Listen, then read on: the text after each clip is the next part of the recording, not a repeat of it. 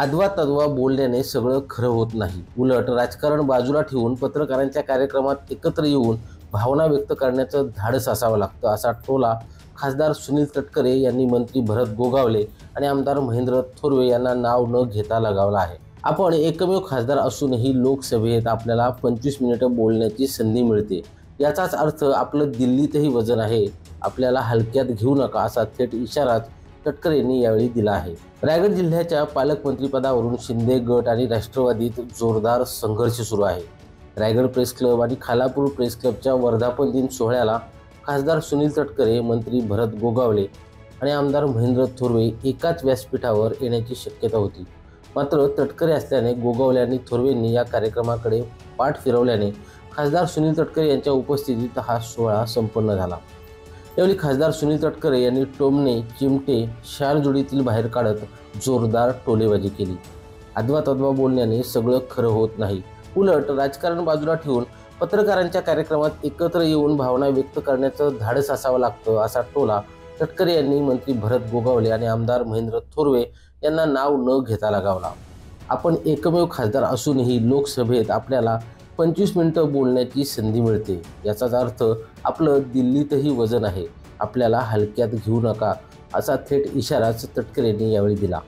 पहिल्यांदाच पुरस्कार म्हणजे त्यांना पहिल्यांदा पुरस्कार यापूर्वी मिळाले असतील, पण मी आणि ते असं एकत्रित काय काय वेळेला असं घडतं की एका वेळेला व्यासपीठावरती येतं असं नाही.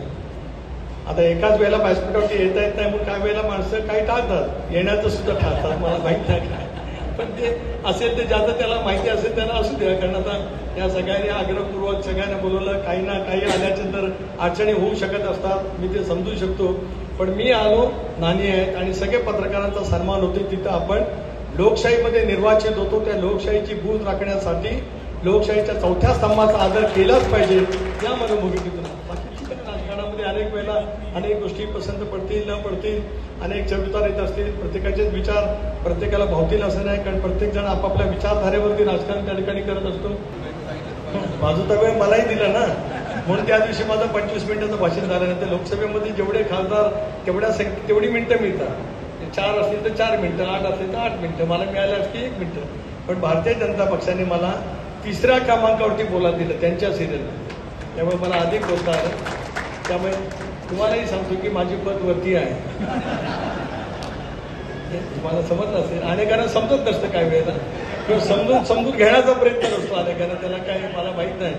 त्याच्यामुळे काही जण रिॲक्ट होत असताना असे ताबडतोब होतच असतात. परंतु असं सारखं आतवा तत्वा बोलल्याने सगळं काही खरं असतं असं काही मानण्याचं काही कारण नाही. अनेक वेळेला शांत संयमी राहण्यामध्ये सुद्धा आणि जिथे पाहिजे तिथे उपस्थिती लावून त्या ठिकाणी भावना व्यक्त करण्यामध्ये सुद्धा धाडसही लागतं, संवेदना लागतात आणि तेवढ्या पैकी विचारशक्ती सुद्धा असायला लागते. ती आज मला या कार्यक्रमाच्या निमित्ताने का होईना पण नक्कीच दाखवता त्या ठिकाणी आली. अधिक वेळ थांबता आला असतं तर देशमुख साहेब नक्कीच बरं झालं असतं. या प्रसंगी पत्रकार परिषदेचे मुख्य विश्वस्त SM देशमुख, न्यूज 18चे निवेदक विशाल परदेशी, खोपोलीचे माजी नगराध्यक्ष दत्तात्रय मसूरकर, भाजपचे नेते किरण ठाकरे उपस्थित होते. ब्युरो रिपोर्ट, संवाद मराठी लाईव्ह, खोपोली.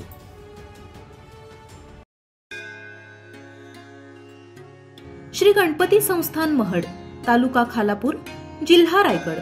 श्री वरद विनायकाच्या भक्तांसाठी भक्त निवासाची सोय, स्वच्छता आणि 24 तास गरम पाणी, CCTVची नजर.